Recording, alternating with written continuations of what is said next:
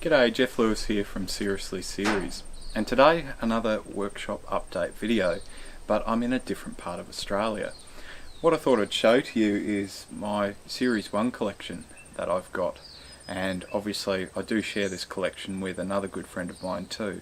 So I was just going to tell you about sort of how I picked up these vehicles, what's planned for them, and what I've been working on really. So if this sounds like a video that's of interest to you, then you know what to do.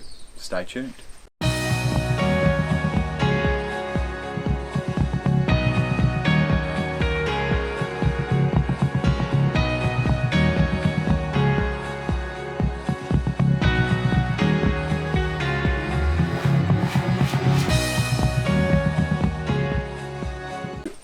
This here is my 1952 Land Rover Series 1 80-inch, and many of you are probably going, ooh. But I bought this at a time where Series 1s weren't cool. That's right, they were a bit dorky. But I picked this up off a farm a little bit further down the valley, off a farmer who'd had it for 45 years. And he was the second owner. It was originally owned by a garage in Hobart, and it was used as a roadside assist vehicle and a tow vehicle. And really, obviously it's the bare bones of it here, but essentially it really hadn't done many miles at all. I've pulled the motor apart and it's still got the standard piston rings and it's still got the standard bearings in it, and the bores look fine. It really hasn't done many miles at all. The one thing that is absolutely flogged out on it are the actual brake drums. I've never seen them worn as badly as on this vehicle. They're actually cracked right through the casting of the brake drums themselves. And that's probably because it's been used as a cattle catching vehicle over the years. It spent 20 years sitting out in a field, and the seats got eaten by the cows, but the paintwork itself, it's had a respray sometime in its life, but that's been kept in pretty good nick because the cows have slowly rubbed up against it over the years. So I bought it about probably 6 or 7 years ago, and I started sort of stripping it apart and getting it ready to be restored before I did the big trip with Damon over to Kalgoorlie.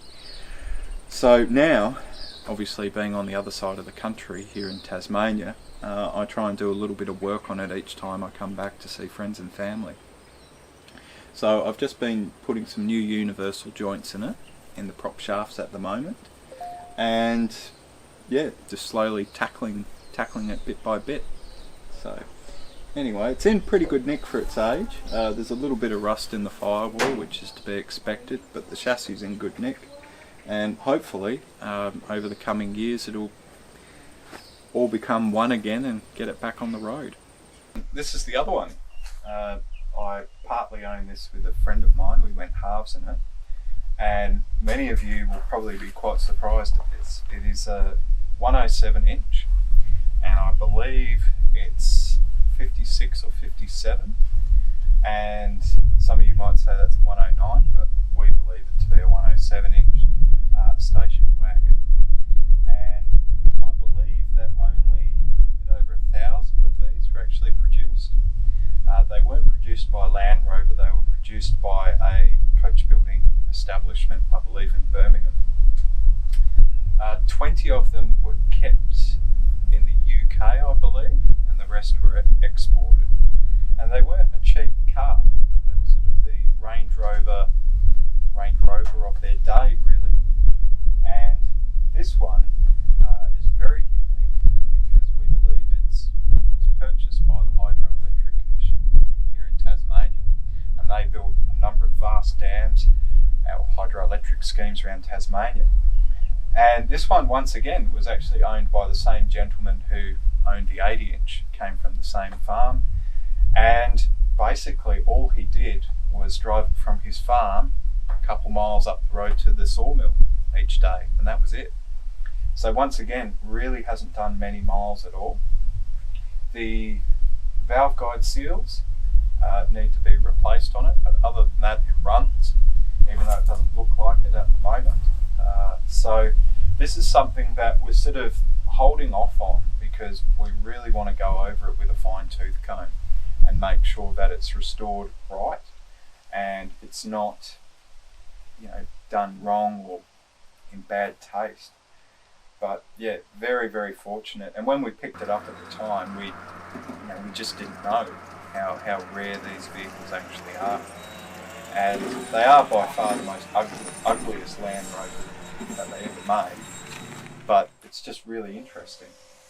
It's all been pop riveted to get, or blind riveted together pretty much, with a few spot welds here and there.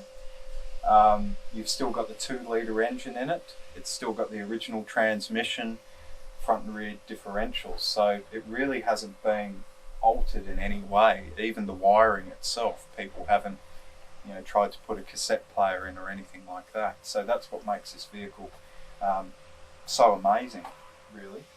But sadly, we bought it off a gentleman. It came from the farm, which the 80-inch came from. But sadly, a gentleman purchased this, and then he started trying to pull it apart, and he actually went about it the wrong way and actually drilled out all the spot welds on the rear tub. So that's going to make it a bit interesting putting it back together, but we'll get there in the end.